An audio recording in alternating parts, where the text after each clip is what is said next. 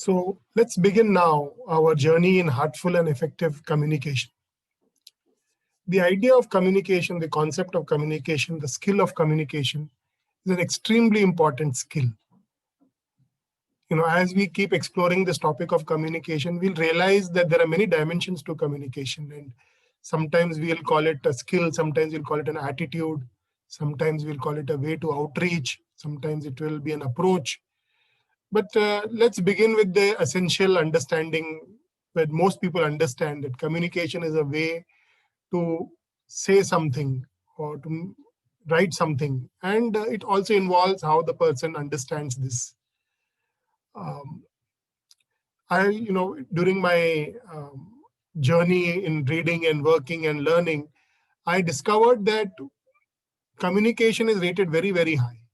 That many authors note, many people who write books on self-development have written that one common trait that effective people, or if you like it, successful people in life, they have is effective communication.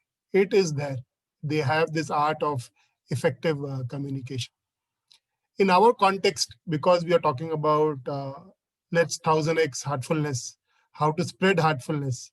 So the very purpose of communication, we need to bring this heartful element into this communication part. Apart from it being effective, it also needs to be extremely heartful. So let us explore this topic, and we'll keep revisiting important concepts here and then. We have to make a beginning, so let's make a beginning with this. So what makes a conversation heartful? These are some questions, maybe each of us will have our own answers.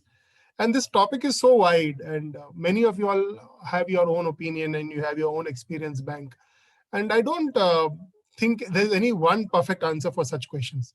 But the whole idea is, do we lean towards that answer? Do we have an overall understanding that this is what this should mean? Because it will be very difficult to get 10-15 words and define it, that this is what it is, because it's like defining sweet. Now how can you define something sweet? You can compare it and say that perhaps it's like this and like that. And so heartful is also like that. The word heartful is something to be felt. It's very difficult to give an adequate description to it. So some of the questions that can open the understanding of the word heartful is something like this. What is the intention behind the communication? This is so important. What is the level of selflessness and purity in that intention? In fact, this is such an important point that whenever there is a conflict in our life, whether we should go left or right, whether we should use this method or we should use that method, whether you should say something in this manner or say something in that manner. When we have to make choices, this idea, what is the intention behind what you're trying to do, is so very important.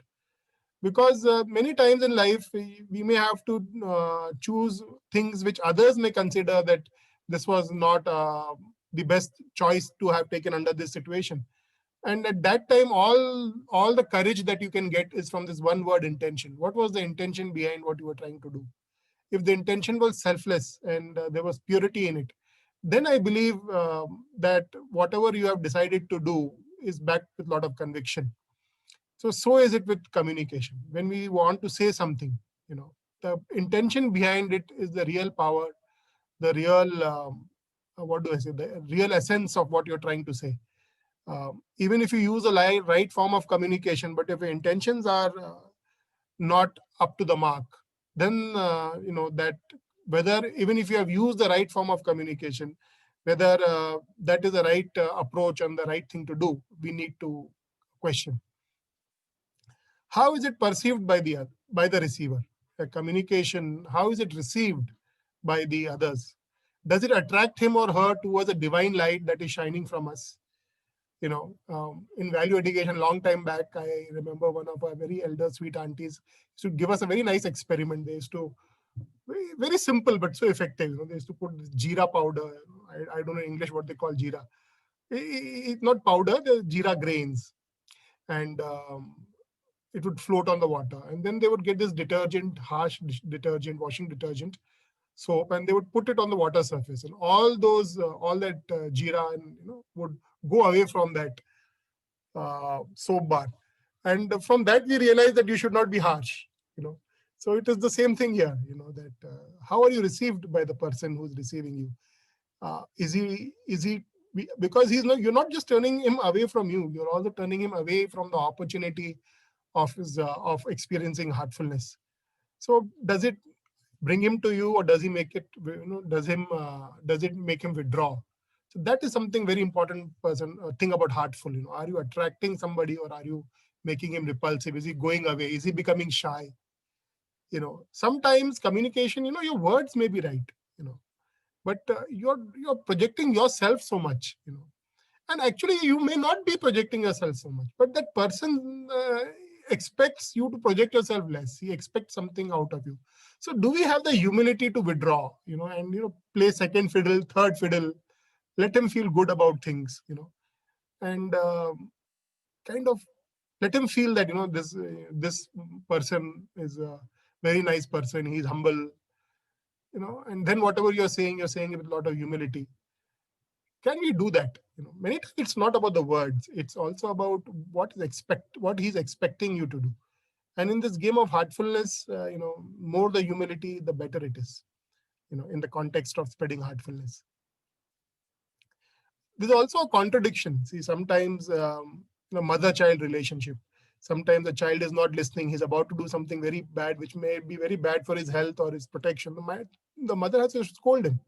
The mother has to use, you know, speak up, use harsh voice, you know, but that is to to get an effect. So do we love our brothers and sisters so much that, you know, we can raise our voice without losing our love, you know, without losing the calmness of our mind?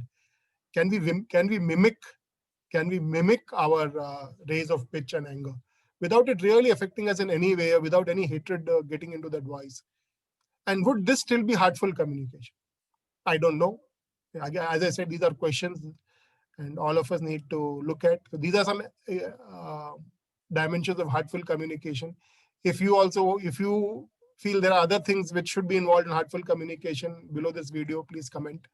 And we will see how we can build up this idea of heartful communication together. It's an evolving idea.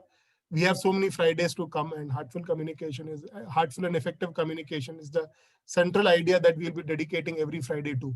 So there's no rush. We can look at things, take feedback, and enjoy this. You know, digital training is our main agenda, and that's going to be a little intense, you know, because we have to do a lot of things. But heartful and effective communication and deepening of practice, you know, it's like after Thursday, Friday, Saturday, Sunday, you know, let's kind of do these things and enjoy and soak it in, and, you know, it's that kind of a situation. So now let us see what is effective communication. Anything to be effective means common sense that it has to meet the purpose for which it is being done. So what can be the purpose of communication? You know, maybe to make someone understand, maybe to gently persuade him, maybe to change him, maybe to make him take some action. So this is the purpose. So a communication needs to be heartful, and also it needs to be effective. You know, so it should be able. It should, you know, gently direct the person to the purpose, the intention that you have in mind, which obviously has to be pure, and take him on that side. The communication to be effective, the out and in always has to be balanced. What do you mean by out? For example, when I'm talking to you now, this is outward communication. You know, when you give me a feedback below the YouTube videos or you write emails to me, that is an in communication for me. So my out has to be adjusted to the in. Similarly, when you are listening to somebody, there is an in. The in happens first, but you must also do the out. You must give a feedback. You know, when somebody is talking live on stage, for example, and if you're nodding your head continuously like this, and you're paying attention, and your body language is stooping forward, it means you're acknowledging him, you're interested, and the person who's speaking gets a signal that yes, this is going well, and you should continue on these lines.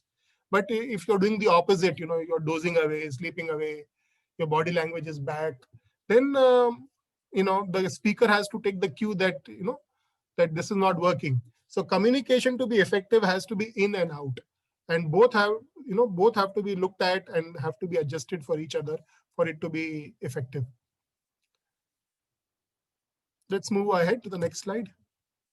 Now, this is something, you know, which are really sharing from some of the insights that I have recently understood from our teacher Revere Daji. I was quite surprised when Daji recently, not recently, I think now a few months back, he gave this statement. He said, "Karmanne vadika rasse mahaphaleshu kadachana." He said this is a very, very famous statement of Bhagavad Gita, and perhaps it is very, very misunderstood. You know, and I was quite surprised he said that, because this was one of my foundational understanding in this game of spirituality.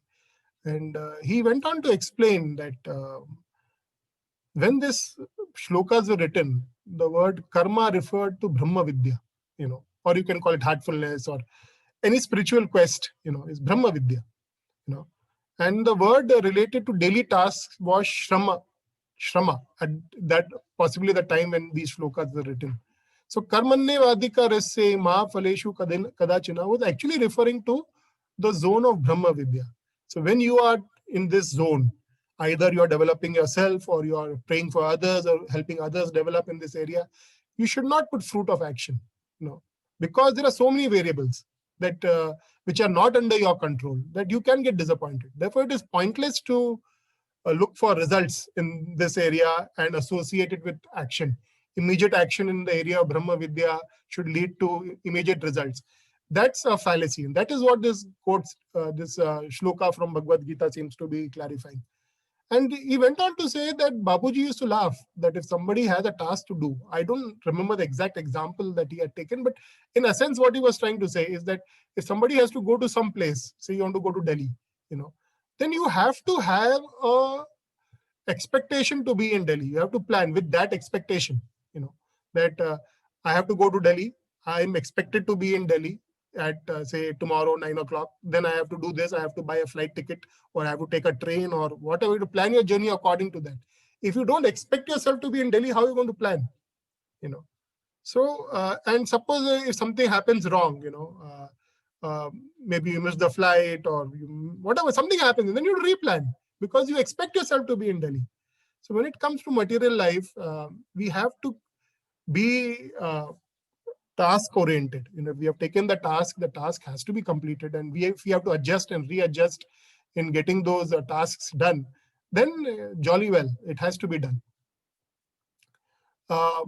So why am I taking this example? You see, even in the world of communication, it's my assessment and understanding, and I offer this understanding to all of you with humility, that in case if you think I am wrong, you please, you may differ from me. I respectfully agree with you also that there are different forms of communication, and there are different, and there is a reason why these different forms of communication exist.